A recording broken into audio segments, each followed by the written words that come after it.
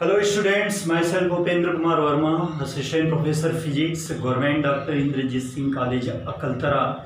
For my video lecture, I have selected topic Aplanatic points of a spherical surface, that is from class BSc Part 2, subject Physics, Paper 2, and the chapter is Geometrical Optics.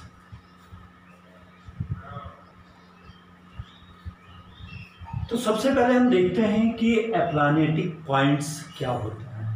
यदि हम ये मान लेते हैं ये कोई प्रकाशीय पृष्ठ है और ये प्रकाशीय पृष्ठ का अक्ष है, तो इस अक्ष पर बिंदु O से जाने वाली सभी प्रकाश की किरणें इस पृष्ठ से परावर्तन या अपवर्तन, whatever nature of this surface, मतलब O से जाने वाली सभी प्रकाश की किरणें इस पृष्ठ से परावर्तन या अपवर्तन होने के बाद इस अक्ष पर स्थित केवल इस दूसरे बिंदु से होकर जाएगी या जाते हुए प्रतीत होगी। तो इस दोनों बिंदुओं को O और I को इस प्रकाशीय पृष्ठ का एप्लानेटिक पॉइंट्स कहा जाता है या अविपथी बिंदु कहा जाता है, और इस प्रकाशीय पृष्ठ को बोला जाता है एप्लानेटिक सरफेस या अविपथी सतह, अविपथी पृष्ठ। उसी प्रकार यदि ये कोई स्फेरिकल अपवर्तक पृष्ठ है जिसकी त्रिज्या r है, तो इसके केंद्र C से r/μ दूरी पर स्थित बिंदु O के लिए ये जो पृष्ठ है एक अविपथी पृष्ठ होता है, जहाँ पे म्यू जो है इस गोली पृष्ठ या स्फेरिकल पृष्ठ का रिफ्रैक्टिव इंडेक्स है। हम इसी के बारे में विवेचना करेंगे।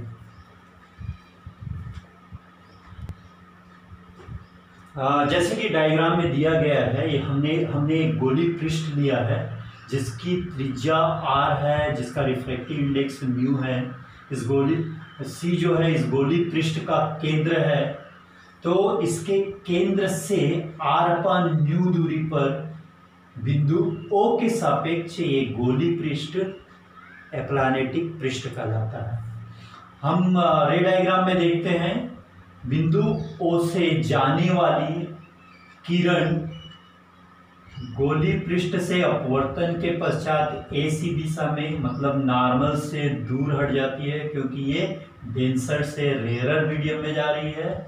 इसलिए ये जो कोण OAC आपतन कोण और कोण NAC अपवर्तन कोण है। हम ये मान लेते हैं कि जो आपतित किरण है वो इस अक्ष से थीटा कोण बनाती है। हम एक दूसरा आपतित किरण लेते हैं जो O से P की दिशा में जाती है। अब चूंकि ये त्रिज्या के अनुदिश है, इसलिए वो बिना डेविएट हुए वो सीधे निकल जाएगी। अब इन दोनों अपवर्तित किरणों को यदि पीछे प्रोजेक्ट करें तो ये दोनों किरणें बिंदु I पर मिलती है। यदि हम ये मान लेते हैं IC प्रकाश की किरण, मतलब जो किरण है IC जो अपवर्तित किरण है वो अक्ष से यदि फाई कोण बनाता है, हम इसकी गणितीय विवेचना इसी के आधार पे आगे करते हैं।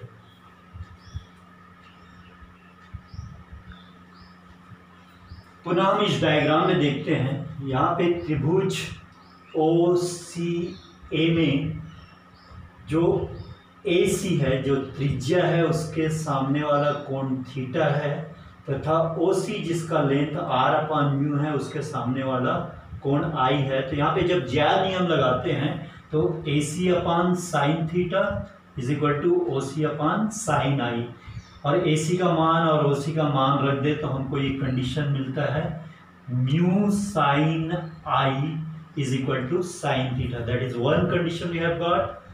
पुनः हम बिंदु ए पर, जहाँ पे ये ओ ए आपतित किरण है और ए सी अपवर्तित किरण है, ये एंगल ऑफ इंसिडेंट है, आई आर जो है एंगल ऑफ रिफ्रैक्शन है। तो बिंदु ए पर यदि स्नेल्स लॉ लगाए तो हमें मिलेगा sine I upon sine R. अब चूंकि यहाँ पे ध्यान देना है, जो प्रकाश की किरण है वो सघन से विरल माध्यम में जा रहा है, और सघन माध्यम का जहाँ पे आपतित किरण है उसकी रिफ्रैक्टिव इंडेक्स म्यू है, इसलिए ये sine I upon sine R is equal to 1 upon mu हो जाएगा। और इस कंडीशन से हमें मिलेगा mu sine I is equal to sine R. अब इन दोनों समीकरण को यदि की यदि तुलना करें तो लेफ्ट हैंड साइड इक्वल, तो right hand side sine theta is equal to sine R, जिससे हमें एक कंडीशन मिलेगा theta angle theta is equal to angle of refraction. पुनः हम इस त्रिभुज पे देखते हैं, त्रिभुज आई ए ओ में, त्रिभुज आई ए ओ में जो थीटा है वो इस त्रिभुज का बाह्य कोण है। मतलब ये जो थीटा है वो ये वाला कोण और ये फाई, ये दोनों के योग के बराबर है। Theta is equal to phi plus angle I A O. अब चूंकि आई ए ओ ये पूरे आर में यदि आई को सब्सट्रैक्ट कर दे उससे बना है, इसलिए हम आई ए ओ को लिखते हैं आर माइनस आई। इससे हमको, अब चूंकि theta is equal to R इसलिए हमको मिलेगा phi is equal to I. अब यहाँ पे हम दो त्रिभुज, इस डायग्राम में दो त्रिभुज को कंपेयर करते हैं। एक त्रिभुज है त्रिभुज ए आई सी, त्रिभुज ए आई सी, और दूसरा त्रिभुज है त्रिभुज ओ सी ए। यदि इन दोनों त्रिभुज को कंपेयर करें तो हम पाते हैं कि जो एक त्रिभुज का ये जो कोण या फाई कोण आई के बराबर है, कोण आर थीटा के बराबर है, और जो सी पर जो कोण बना है वो कॉमन है, इसलिए दोनों त्रिभुज की करस्पॉन्डिंग कोण बराबर है। ये दोनों त्रिभुज समरूप है, और समरूपता के सिद्धांत से हम लिख सकते हैं सी आई अपान सी ए is equal to C A upon C ओ, जहाँ पे दोनों त्रिभुज के लिए ये भुजाएं करस्पॉन्डिंग भुजा है। इस एक्सप्रेशन से हमें मिलेगा C I is equal to C A square upon C O. अब यदि हम सी ए का मान रख दे आर, तो R square upon C O का मान है आर अपान म्यू, इससे हमको मिलेगा C I is equal to R mu. मतलब ओ बिंदु आई जिसकी सी से दूरी किसके बराबर होगी, आर अपान म्यू के बराबर होगी। अब इस एक्सप्रेशन में आप देख सकते हैं जो सी आई की दूरी है, मतलब आई का जो लोकेशन है वो इस एंगल, मतलब जहां से प्रकाश आपतित हो रही है पृष्ठ पर, उस प्रकाश से बनने वाली एंगल पे डिपेंड नहीं करता। मतलब कोई भी प्रकाश किसी भी दिशा से इस बिंदु से पृष्ठ पर आपतित हो रही है, वो सभी प्रकाश के लिए जहां पर वो मिलते हुए प्रतीत होती है वो बिंदु आई ही होगा। मतलब यहां से निकलने वाली सभी प्रकाश बिंदु आई से होकर जाते हुए प्रतीत होती है, इसीलिए बिंदु ओ वस्तु बिंदु और ये प्रतिबिंब बिंदु आई, इन दोनों बिंदुओं को बोला जाता है एप्लांटिक पॉइंट्स, अभिपति बिंदु। Thank you.